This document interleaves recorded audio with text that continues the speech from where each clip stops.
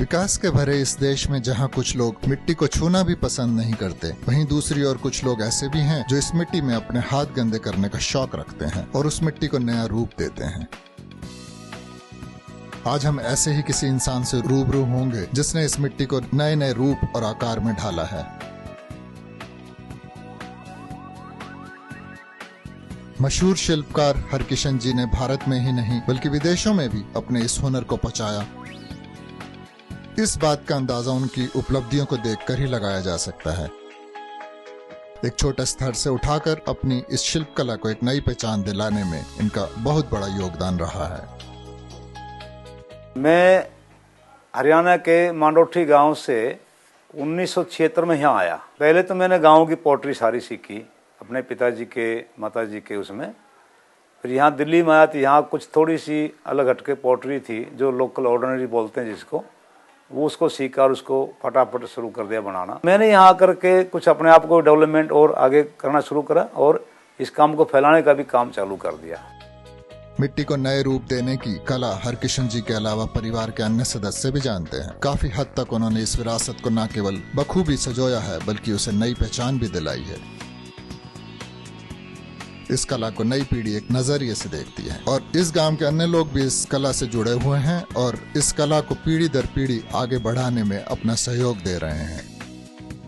अभी पॉटरी में को लेकर लोगों में क्रेज बढ़ रहा है, क्योंकि अगर जहाँ मैं सिखा रही हूँ वहाँ पे बहुत ऐसे बैकग्राउंड अलग अलग बैकग्राउंड से लोग आ रहे हैं जो इसको बहुत अच्छे से मतलब इसको सीखना चाहते हैं। तो क्रेज लोगों में देखने के लिए मिलता है और ख़रीदते भी हैं लोग। तो अगर इसकी क्वालिटी को और इम्प्रूव किया जाए तो काफ़ी अच्छा इसमें ग्लेजिंग की हम लोग क्वालिटी और इम्प्रूव करना चाहते हैं। प्लस इसमें जो कलरिंग वगैरह है वो थोड़ा सा और डिफरेंट हो सकता है। हालांकि ये गांव में मौजूद सभी लोग किसी न किसी तरह से इस कला से जुड़े हैं, परंतु रोजाना होने वाली समस्याओं से इनकी लड़ाई छुपी नहीं है। मिट्टी से खेलने वाले ये हाथ 10 से ज्यादा राज्य और राष्ट्रीय पुरस्कार भी थाम चुके हैं। अच्छे काम होने लगे तो इनाम की भी बात सोचने लग गए। कहीं से पता लगा इस काम पे इनाम भी मिल जाते हैं। तो मैंने पहले ट्राई किया 1985 में रजय पुरस्कार के लिए, दिल्ली स्टेट के लिए। तो मेरे को एक प्रोत्साहन सर्टिफिकेट मिला। फिर 2 साल में गया नहीं। उसके बाद मैं 1987 में गया। ये कंपटीशन सा होता है हर एक क्राफ्ट का, तो स्टेट लेवल पे ही। तो वो मैंने 1987-88 का नेशनल राज्य पुरस्कार मिल गया। उसके बाद मैं रुका नहीं, अपने काम को निखार करता रहा। मेरे काम को देख करके काफ़ी अलग अलग काम मैंने करके वहाँ प्रगति मैदान के क्राफ्ट म्यूजियम में दिया था, करा था। वहाँ पे वहीं पे बैठ करते हैं डेमो। तो वो देख करके मेरे को 88 में वो दिया संस्कृत अवार्ड। फिर 90 में नेशनल अवार्ड दिया। उसके बाद हमारा विदेशों में भी जैसे अवार्ड होने के नाते नेशनल अवार्ड, विदेशों में मैं 5 बार मैंने ये काम को डेमो करने के लिए मैं गया बाई गवर्नमेंट। और ये मेरा एक लक्ष्य है, मैं जब तक मैं हूँ मैं इस काम में डेवलपमेंट करता जाऊँगा। देश में लगभग खोती जा रही मिट्टी की इस कलाकारी के कलाकार अपने वजूद को बचाने के लिए संघर्ष करते रहे हैं। राहत कहीं भी ये इसी संघर्ष को जारी रखने के लिए एक और नई पीढ़ी तैयार हो गई है।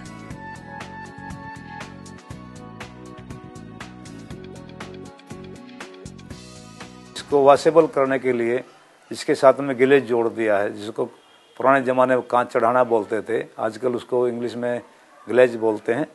तो वो मैंने शुरू कर दिया। आप देख ही रहे हैं बर्तनों में।